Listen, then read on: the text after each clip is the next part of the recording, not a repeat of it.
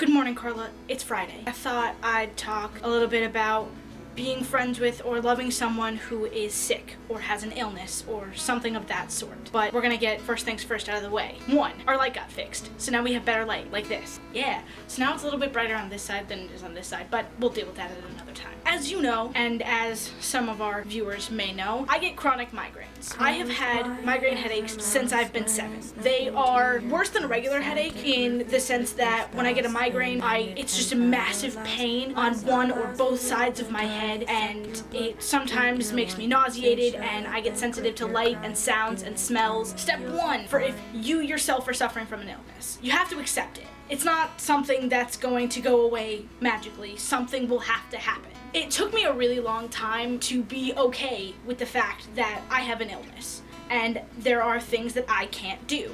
So for a long time I had to restrict my diet, and I still kind of do that now, and I have to be sensitive about where I am and what I'm doing and things like that. I also have to keep really well hydrated because one of my triggers is if I'm dehydrated, so I always carry a water bottle around with me. One of the other things that is my trigger is increases in pressure as attributed to the weather. It is usually when it's really hot outside and when it's really humid that I can't go from outside when it's really humid to inside where it's air conditioned. I can't do that too many times. Like, I can do it once, like if I'm going from the car to the mall, or if I'm going from the mall back to the car, that's okay, but I can't do that a lot, and so I'll usually stick with one place or the other. And I'm starting to see that right now it's happening a lot because it's really, really, really cold outside, like 0 degrees Fahrenheit, not about that struggle cold, and inside my building we're climate controlled, so I can't go outside and back in a lot. That's what I have to do, and I've accepted that this is what I have to do. I also have meds that I take every single day to try and combat the number of headaches that I get, and it's been working pretty well. Pause. I have to take my meds now. You're such a good friend, I have to break your heart. I'll tell you that I love you, then I'll tear your world apart. Just pretend I didn't tear your world apart. And that's what I have to do every single day. The first step is just accept that you have it, and you have to be okay with you having it. I am 19 years old now, and it really took me until I got to college to fully accept the fact that I have to start taking responsibility for my health and really doing things that are healthy for me. So I eat specific foods that are really good for me, and I get a lot of sleep. I'm secretly an 80-year-old man. I go to bed by 10 and I wake up at the same time every day because a constant sleep schedule will really help me in staying healthy. And that's really something that you have to do. You have to accept your illness and be okay with it because it's something that's you. It's not gonna change in an instant. It's just, you have to live with it and you have to be okay with it because yes, if you didn't have it, you'd still be you, but you'd be so boring without it. Like, this is just what makes you you, and it makes you interesting, and you don't have to sit back and let your illness take over your life. Another thing is you don't want to let your illness be an excuse. So if you don't want to go and hang out with your friends because you're afraid that your illness is going to freak them out, you should probably tell them that, because if they are going to be like, peace, I don't want to be friends with you anymore, they probably weren't good friends in the beginning. So just be honest, be open, be okay with you. And you can't expect other people to be okay with you if you're not okay with you. How can you possibly try and accept other people if you can't accept yourself first? That's one of the main things that you have to do. And you should never use your illness as a crutch or as trying to suck sympathy from other people, because that's just below you. It is simply below you. Be better than that. Be you. You want to be as awesome as I know you are. Part 2. Loving someone else with an illness.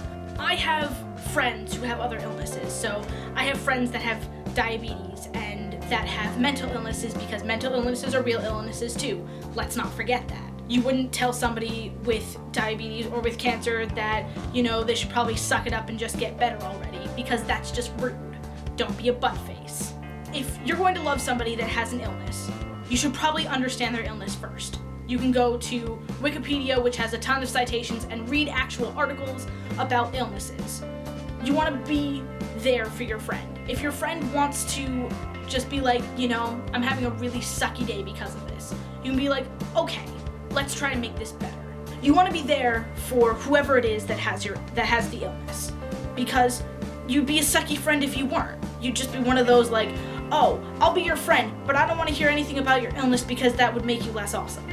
No, don't be that friend. That friend is a butt face.